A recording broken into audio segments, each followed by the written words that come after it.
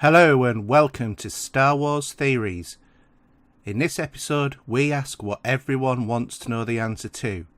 Just who exactly is Rey? This is a question that has kept the internet turning since December 2015, the scavenger girl on the backwater planet of Jakku, a planet which much of the galaxy considered to be of little significance except for it being the location of the final battle between the New Republic and the Empire 1 year after the Battle of Endor, and as a result, one of the largest junkyards of old Imperial technology in the galaxy. Firstly, Rey is probably not the character's real name. In fact, keen-eyed fans have noticed that in The Force Awakens, Rey puts on a Rebels pilot helmet which appears to have the name Rey on it in Arabesh, the written language of BASIC spoken in Star Wars. Captain Dosmit Rey was a female pilot for the Rebel Alliance. She was a starfighter pilot who flew an X-Wing with the Tiafan Yellow Aces. The Rebel fighter pilot doll Rey had in her home of the abandoned Atat Walker on Jakku is also said to have been called Rey. Daisy Ridley, who plays Rey, has been quoted on a number of occasions to have said that she thought all the answers were in The Force Awakens and the question as who her parents were has already been answered. But she was surprised that people hadn't worked it out. Now it might be that she simply doesn't know, especially as Lucas guard their secrets very highly in terms of plot scripts, so it's not actually unlikely that Daisy doesn't know Rey's identity for sure. So let's get into the theories. Theory 1. Rey is the offspring of Chancellor Sheev Palpatine, also known as Darth Sidious. This theory has been roaming around the internet for quite some time now. The theory is that Rey is actually the granddaughter of Palpatine. So let's have a think about this. What are the pros? Well, the theory, it appears, is predominantly linked to Rey's fighting style with a lightsaber which is very similar to that of Darth Sidious. The fighting style doesn't use a single form of the 7 different forms of lightsaber styles, but rather a mixture of all styles. However, a lot rests on the fact that both characters use stabbing motions when confronting their attackers. Another pro is that the theory is expanded to look at all the times that she has come close to the dark side. When she kills stormtroopers with a blaster while in the forest at the beginning of the film. She also shows hints of evil as she seems to enjoy saying to Kylo Ren what he is fearful of, i.e. that he will never be as strong as Darth Vader. Also, at one point in the battle on Starkiller Base, when she has bested Kylo Ren, she paces around him much like Darth Maul paced when stuck between the Force shields during the fight with Qui-Gon Jinn. Okay, this wasn't Palpatine, but Maul was his apprentice. Another part of this theory relates to Daisy Ridley, who plays the character. Her accent in the films is British, and she keeps this accent in the film, unlike other actors such as John Boyega, who has been asked to change his voice to sound more American. Maybe this is something to do with him being the potential of Lando's son, but that's for another episode. Anyway, this again is another supposed link to Darth Sidious, played by Ian McDiarmid, who is also a British actor and keeps the accent in the films. Finally, the last bit of evidence for this is the official poster for the movie, which shows Rey not on the light side of the picture, but actually on the dark side of the poster, the same as Kylo Ren. So what evidence is there to go against this? First off, let's be honest. The evidence really is quite flaky. There is no record in the actual Star Wars canon that the Emperor had any children.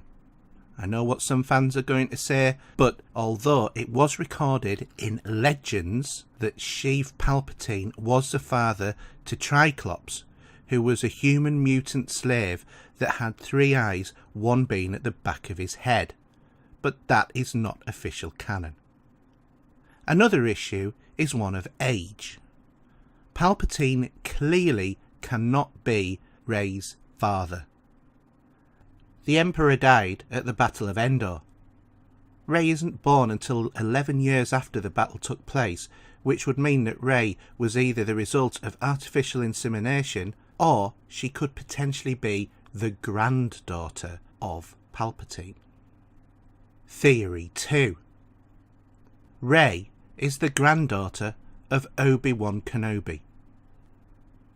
This theory for me is more linked to people thinking that this would be a good basis for which to launch an Obi-Wan Kenobi standalone film, even though at present this hasn't been agreed. So let's have a look at the pros. Both characters have English accents. This isn't surprising really. Ewan McGregor, who plays the younger Kenobi, was matching his accent to that of Alec Guinness, who played him in the original trilogy. And Daisy Ridley is also an English actress. Rey uses a Jedi mind trick with no training. This was also a power that Obi-Wan had. Other Jedi seem to have trouble with this. Neither Luke nor Qui-Gon Jinn could do mind tricks that well. For example, when Luke confronted Jabba, his mind tricks didn't work, and neither did Qui-Gon Jinn's mind tricks on Watto. Rey and Obi-Wan Kenobi wear similar clothes, and Rey's outfit could be viewed as being a female version of Kenobi's. Rey was more or less completely on her own when she was living on Jakku. This is very much like the lifestyle of Obi-Wan Kenobi when he was also on Tatooine. In A New Hope, Obi-Wan takes Anakin Skywalker's lightsaber from a chest and hands it to Luke. In much the same way, during The Force Awakens, Rey took Luke's lightsaber from a chest, similar to the one used by Obi-Wan Kenobi. Again, mirroring A New Hope, later in the movie, she hands the lightsaber to Luke. This gives a lot of similarity between the two characters' journeys. At the end of Rey's Force vision after touching the lightsaber, the voice of Obi-Wan Kenobi can clearly be heard saying Rey in Alec Guinness's voice, and at the end of the vision, Ewan McGregor's voice whispers, Rey, these are your first steps.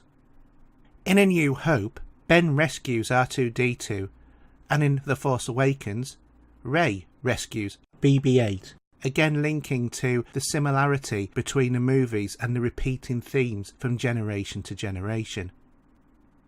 When Darth Maul kills Qui-Gon Jinn, Obi-Wan shouts, "No!" in a very similar way to the way in which Rey shouts no at the death of Han Solo. One thing for the Star Wars universe is the persistent themes.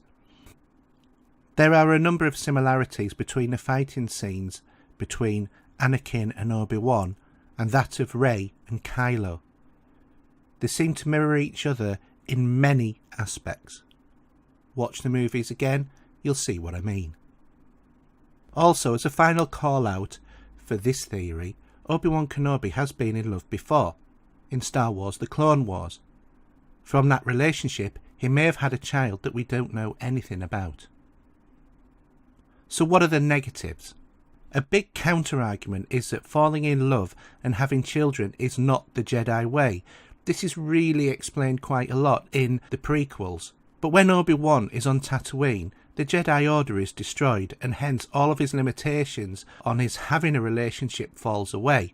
We don't know what Obi-Wan did while he was in exile on Tatooine, which is plenty of time for him to have had a number of amorous relationships which may have produced children. But at no time was this hinted at when he left his home to travel to Alderaan with Luke. Another big negative is that he was a Jedi Master. While the Order may have fallen, it was against his Jedi traits to form attachments, such as marriage, and other specific individual bonds such as family and love. While Kenobi may have been lonely in exile, he was still a dedicated Jedi and more likely would not have deviated from the Jedi Code. Theory 3. Rey is Han and Leia's daughter. This is one of the stronger theories and a big fan favourite, so let's have a look at the evidence. Rey is clearly powerful with the Force for having little or no training. As the daughter of Leia, she would clearly inherit the power from her grandfather, Darth Vader. Both Han and Leia seem to have an affinity with Rey almost immediately.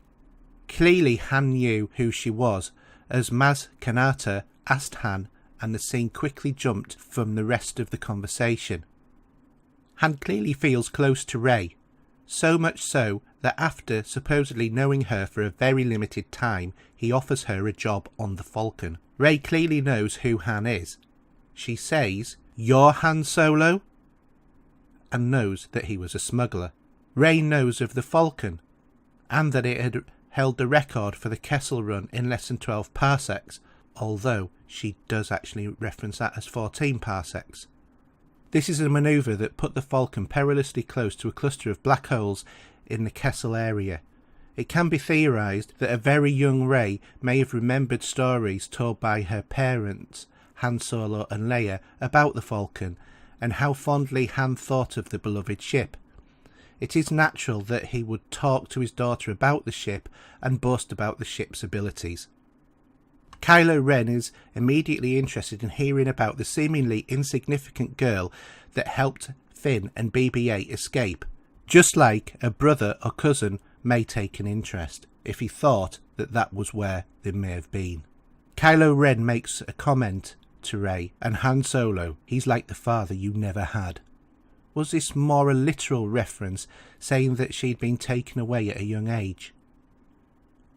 When Han dies, Rey is stricken with grief more than anyone. This includes Leia and Chewie. Leia was Han's wife, and Chewie was Han's lifelong companion, protector and friend, who had known him longer than anyone. Yet despite this, Leia, Han's wife, comforts Rey. This is very similar to the way a protective mother would try and ease the pain for her daughter who had seen the death of her father. At the death of Han, Chewie's life debt should no longer be valid, but yet he stays with Rey and takes her to Arc 2, continuing to be the co-pilot of the Falcon. Did the life debt to Rey transfer because Chewie knows that she is Han's daughter, and after all the years they spent together, Chewbacca decides to honour Han by protecting her? When Kylo finds out about Rey for the first time, he has hold of a First Order officer with his arm outstretched. The very next scene flips to Rey fixing the Falcon, standing in a very similar position, reinforcing the image that Kylo and Rey are either brother or sister, or there is a strong connection between them. There is some compelling evidence to suggest that Rey is not Han and Leia's daughter. Neither Han or Leia seem to recognise Rey when they meet her. Rey doesn't recognise Han or Leia either. You would have thought that she would have seen who they were. Rey doesn't recognise the Millennium Falcon. Surely she would have knew that that was the ship that was owned by her father. Going back to Han, his priority wasn't to rescue Rey when she was kidnapped by Kylo Ren. It was actually Finn who pushed to rescue Rey from Starkiller Base, not Han. J.J. Abrams is also quoted as saying that Rey's parents do not appear in The Force Awakens. This is an interesting statement, as the term is in plural. This could mean that one of her parents could be Han, Luke or Leia, or again it could be a misdirection in order to ensure that we doubt that she is actually a Solo. Theory 4. Rey is a nobody. Perhaps one of the most bravest moves that could be made in Star Wars is that Rey is actually the daughter of someone completely not special or connected in any way to the rest of the films and characters. In short, she may be simply someone new. Firstly, the simple question, why does she have to be related to any of the other characters? It feels more like it would be more of an attempt to appease lifelong 40-something-year-old fans, myself included, by evolving the characters that they love to be in a similar place as many of the fans are now, i.e. that they have grown up to become parents. It gives you something in common with the characters as they started much younger and have grown up with you. But all of this has already been done with Kylo Ren, or Ben Solo. Do they really need to do it twice? Nobody recognised Rey, with the exception of the rather strange look that Luke gives her at the end of The Force Awakens and a couple of looks from Han and Leia. Nobody else seems to know who she is. No one's saying, "Hey, aren't you whoever's child?" To quote The Hitchhiker's Guide to the Galaxy, yes, I know, this isn't Star Wars, but the quote is relevant. Space is big. Really big. You just won't believe how vastly, hugely, mind-bogglingly big it is.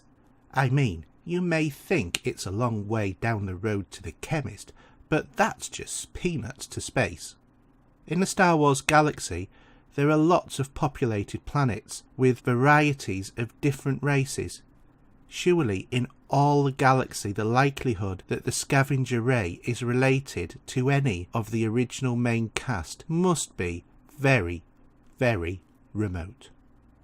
What about things that disprove this? The Star Wars saga, not the new Star Wars stories, has always been about the Skywalker family, from Anakin in The Phantom Menace all the way to Luke in Return of the Jedi. Kylo Ren has already been established as the dark side evil character. There isn't the balance in the Skywalker family. Therefore, making Rey a Skywalker or a Solo would certainly make sense.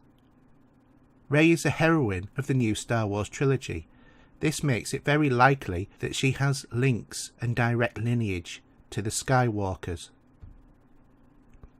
When she meets BB-8 for the first time and BB-8 says his origins is classified, she says, "Classified? Really? Me too. Big secret."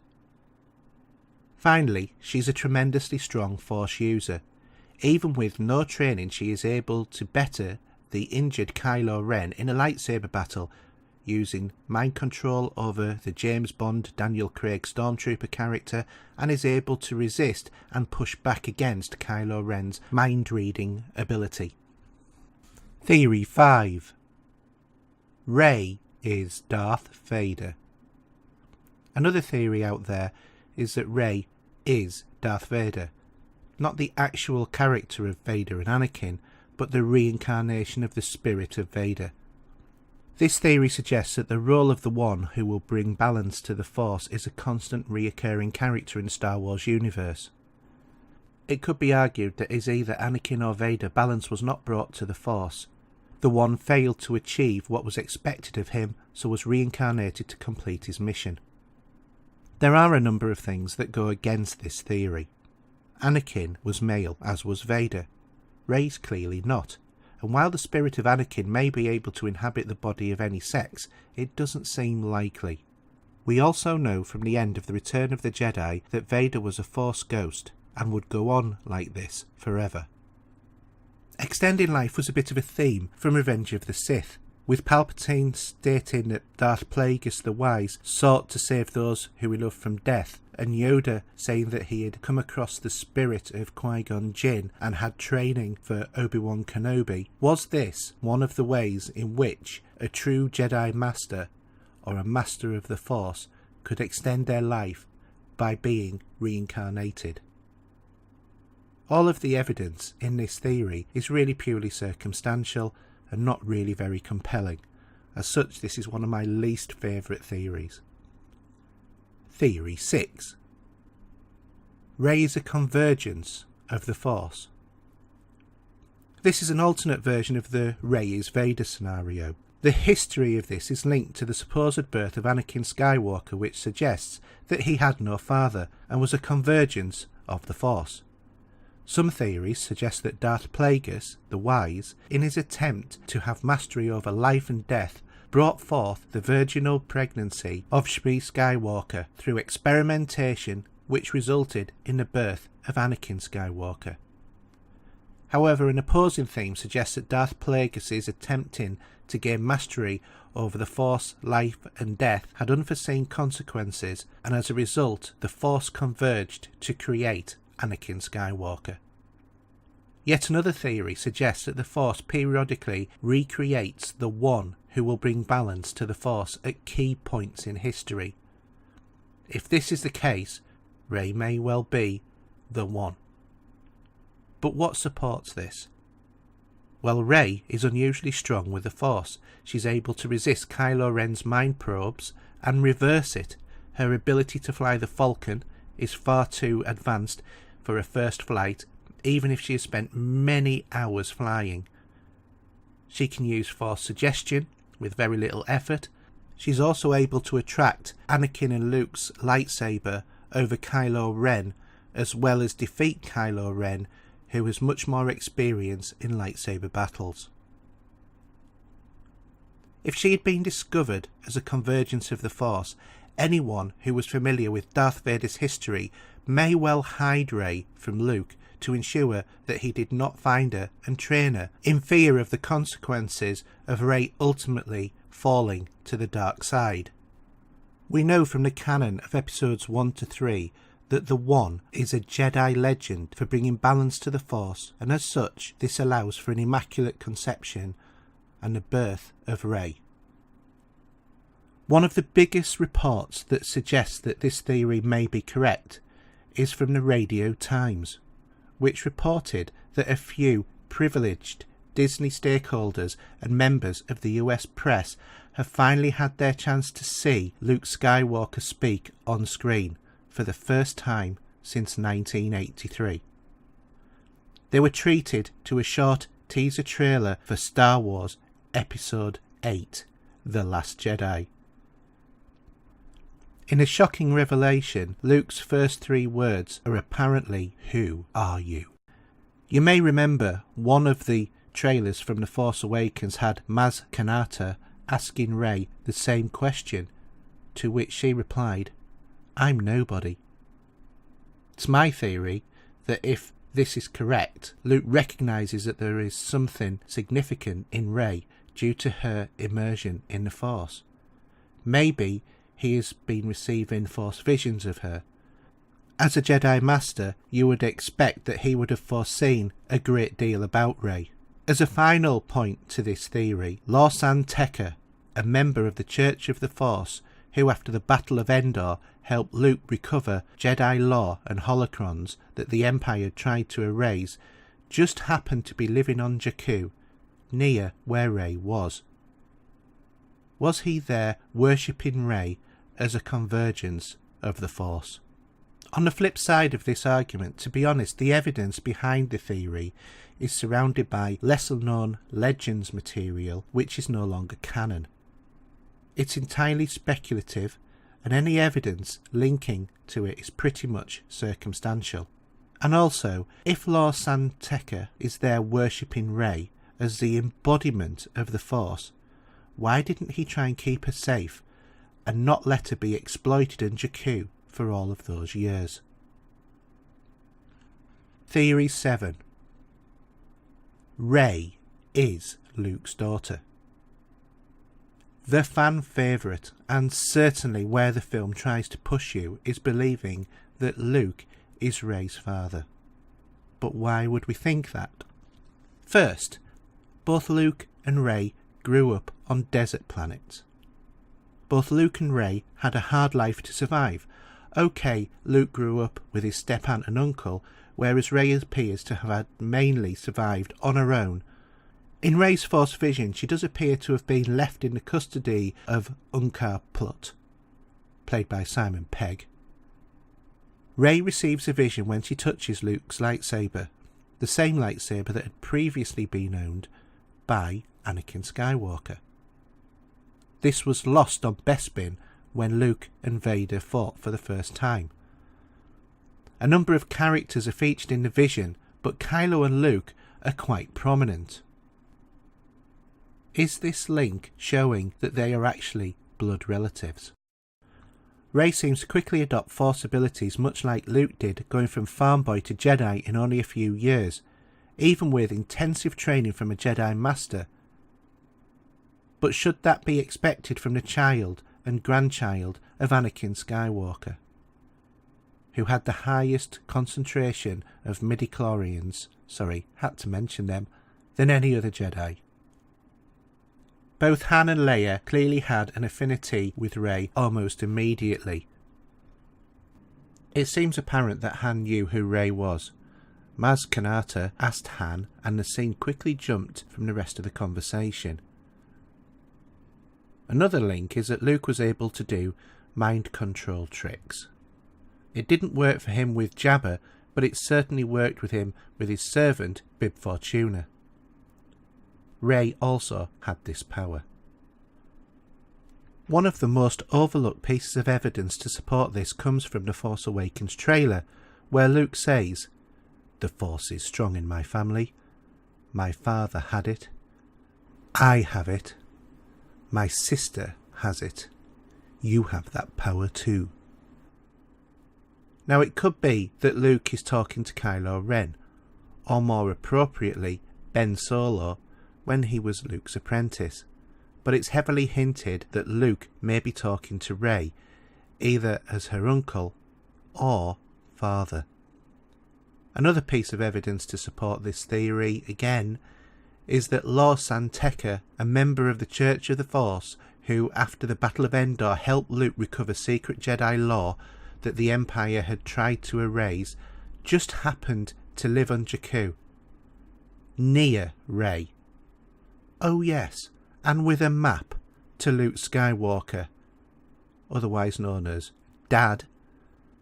Is that a coincidence?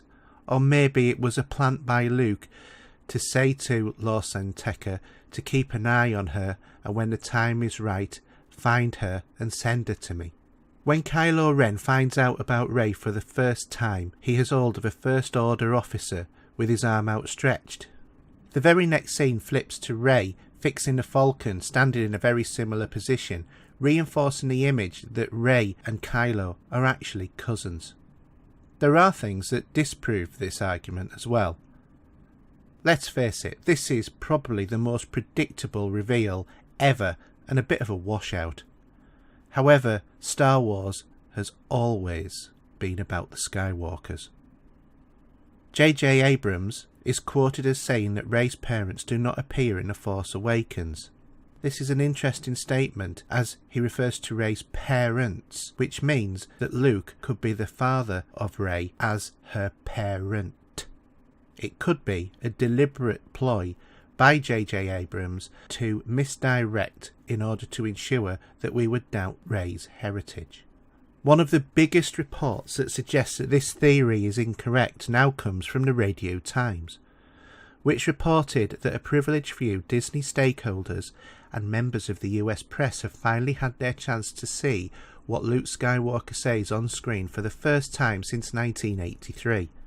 They were treated to a short teaser trailer for Star Wars Episode 8, The Last Jedi. As for what he says, it's apparently 3 simple words. Who are you? For those of you who can remember, one of the trailers from The Force Awakens had Maz Kanata asking Rey the same question, and she replies, "I'm nobody." Luke asking this question doesn't mean that he is the father, or that he doesn't know the heritage. But if he is the father, then maybe he's not as awesome a Jedi as we like to think. You would expect as a Jedi Master he would be able to recognise his own daughter, or even niece, by searching his feelings the way that he recognised Vader as his own father. But again, maybe another interpretation is that while she may be the daughter of Skywalker, she may have been abducted as a child and he just senses her power with the Force. Or she could be someone new that Luke is being straight with and is asking, "Who are you?" So, that's the end of my episode for Star Wars theories.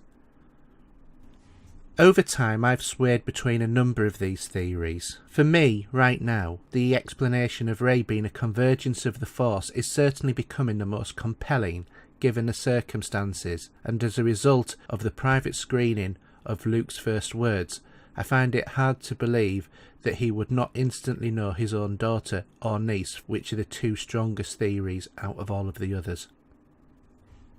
However, the issue of Rey opens more questions, rather than just who is she and who are her parents. What is more important is, why was she left on Jakku, supposedly by her parents, but maybe not? Why was she left in such horrible conditions? Is Rey even her real name? Was it just pure coincidence that a member of the Church of the Force who helped Luke Skywalker re-establish the Jedi Order was on the same planet? Is Rey the last Jedi? And ultimately, will Rey be the new evil in the galaxy? Questions for another time, I think. I'd love to hear about your theories about Star Wars. Maybe you agree with these theories, or maybe you have your own. Please let me know in the comments below. If you've enjoyed this video, then please give it a thumbs up, subscribe to my channel, click the bell button to be notified when the next videos are released. It will also help the channel get noticed and get more subscribers. You can also follow me on Twitter at twitter.com/HERJUK, on Twitch at twitch.tv/HERJUK, and my blog herjukblog.wordpress.com. You can also check out some of my other videos on this channel and listen to me on the Cranky Gamers UK podcast. Thanks for watching, and we'll see you next time. And may the Force be with you.